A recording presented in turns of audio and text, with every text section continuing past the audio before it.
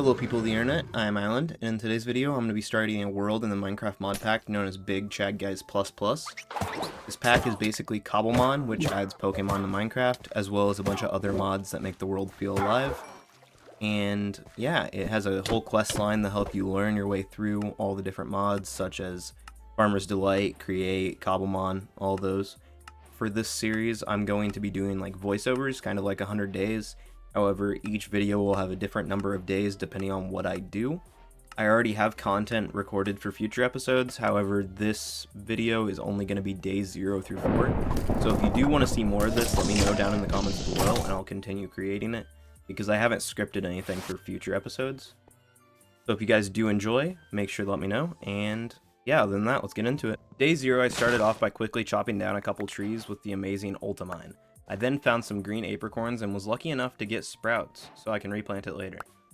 If you don't know, apricorns are what you use to make Pokeballs. I then began by making some basic tools from cobblestone that I found nearby, and also opened up the quest menu, so I can progress in the quests.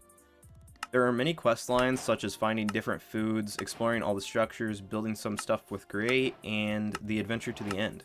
There is also a whole page that is dedicated just to Cobblemon stuff, which is pretty cool, and we'll get more into quests later. I began the journey off to look for a place that looked interesting when I realized I hadn't even picked my starter yet. I chose Turtwig because Torterra has some special stuff in this mod, and I want to see it in person. Also, Turtwig can ride on my shoulder, which I thought was pretty cool. Me and Turtwig quickly got into our first battle with a Cottony, and easily won with just a few tackles. I then got into a battle with another Cottony. You may realize that a lot of my early fights are with Pokemon that drop wool, and I'll get into why a little later. I also battled some helpless Pokemon just to get some early levels. After doing so, Turtwig unlocked Razor Leaf, which does quite a bit of damage to the early lower level Pokemon. While looking for a place to live, I gathered some apricorns in hopes that I might be able to make some Pokeballs soon. However, the Cobblemon questline only begins once you get a red Pokeball, so I was trying to hold back on catching anything before I could start that quest. Night came, and I quickly made a sleeping bag to get rid of it. Day 1, I went back to adventuring, obviously killing every Lulu in my way, and Turtwig gained enough levels to evolve, but I kept chasing apricorns and ignored this for now. I found some red apricorns, but there were only 3 and no sprouts, so I couldn't make any balls, and I couldn't replant them later. I found some yellow ones, and of course they dropped a sprout. I then found a village with a blacksmith and an abandoned church. The blacksmith chest gave me some quick claws, which increased my attack speed. This will be useful later on because there are a lot of weapons that are actually heavier and harder to swing. There was also a Farmer's Delight restaurant, so I cooked up some grub in their skillet, and one of the villagers stole some of my toast. After cooking, of course I stole the waystone and the blast furnace. And then I went and slaughtered a nation of sheep and headed to the church. The church offered up some cobwebs and string, which would be useful later on. Surprisingly, the whole place didn't burn down whenever I entered. Day 2, I decided it was time to evolve Turtwig. Sadly, Grottle isn't able to ride on my back, and I don't think any Pokemon are rideable yet in Cobblemon. Anyway, I set off once again and found some red apricorns, and even got lucky enough to get a sprout. Soon after, I decided it was time to settle down because my inventory was full, so I put down the crafting table and blast furnace and made some chests. I also quickly threw down the apricorn sprouts so they could begin to grow. Quick disclaimer here, my living area is not going to be beautiful for this entire episode.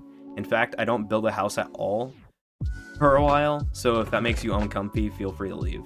I won't even start building it for a few episodes if I do continue this series, because I have already recorded content for the future episodes all the way up to day 24, I believe, and I still haven't built a house because 1, I suck at building, and 2, there's so many quests that just take constant keep going in order to progress. So yeah.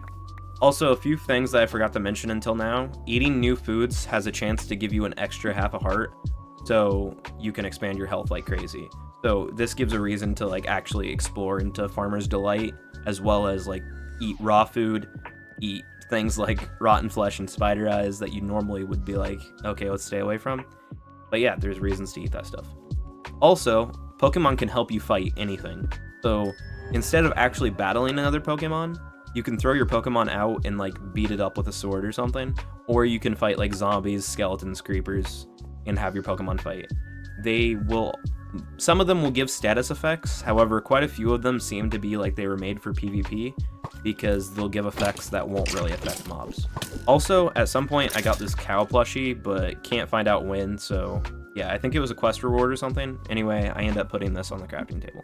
After sorting all my chests, I went through my quests and got rewarded some XP and even an explorer's compass, which I actually won't use for quite a while.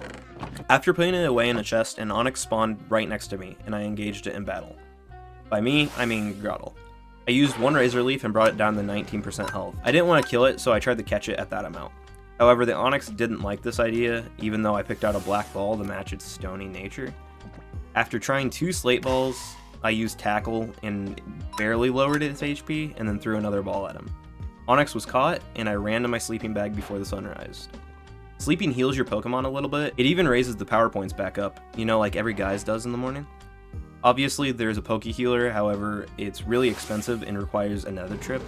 However, there is actually a simple quest that gives it for free. Day 3, it immediately started raining, so I gathered a few apricorns and then decided to go strip mine to get away from the weather. With Ultimine, I quickly made a staircase down at the expense of my hunger and a ton of pickaxes. After going all the way down the bedrock, I decided to make a tunnel at Y0 and found some iron and lapis. Not too much though, but enough to get me started. I then headed back up and Grottle one-shot a Diglett on the stairs, and this completed a quest to defeat a Pokemon, which gave me running shoes. This increases my movement speed and step height, so now I can just fly up my staircase. Back upstairs, I caught a Tandemaus and immediately named it, or I guess them, Muscle Mice, after Tengen's Mice and Demon Slayer. And let's just say they live up to that name. At the end of the night, I tried to fight some creepers to complete the quest, however, I wasn't used to my running shoes and couldn't stop and back away fast enough, so I got blown up and sent back to the village. Day 4, I ran back home and started working on building a Gyrodyne. This is basically a player-powered airplane. It can fly you around at the expense of your own hunger. This is what I needed all the string and wool for earlier, along with some iron. After making the Gyrodyne, I also made some of its upgrades, because they are a part of the questline, and I made almost all of them even though it took like all of my iron. However, one of them needs quartz and redstone, which I have 0, so that'll have to wait until a future episode. A Staravia got into my plane, which will become a common occurrence with all types of different Pokemon. Anyway, I tried to get him out, but he became extremely aggressive, and the Muscle Mice tried to handle it, but I pulled them back and wailed down on this overgrown chicken with my axe. As I laid down for bed, I heard a cackle and shot out of there just in time to dodge a witch's potion. I made a tactical retreat and summoned Onyx, Grottle, and the Muscle Mice, and we all ganged up on the witch, who had decided to try to steal my Gyrodyne. I guess her legs were just too weak because she didn't even get it off the ground.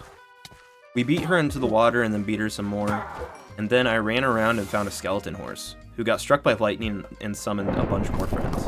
I took them all out and then ran up the hill. At the top, I found a Torkoal, who I forced to join my team. After changing some moves up, I went to bed and woke up on day 5, which is where I'm going to end this video. If you do enjoy this and want a series, please let me know because I have more footage recorded and I just have to script it out and record a voiceover. Future episodes would have more days in them, and I would do more tasks that take up time so I can just quickly fly over, like multiple days at a time or whatever. But if you do enjoy, please let me know, and same with if you would rather see something else. I'm always looking for new content to make and love ideas from you guys. But other than that, thanks for watching, and I'll see you when I see ya.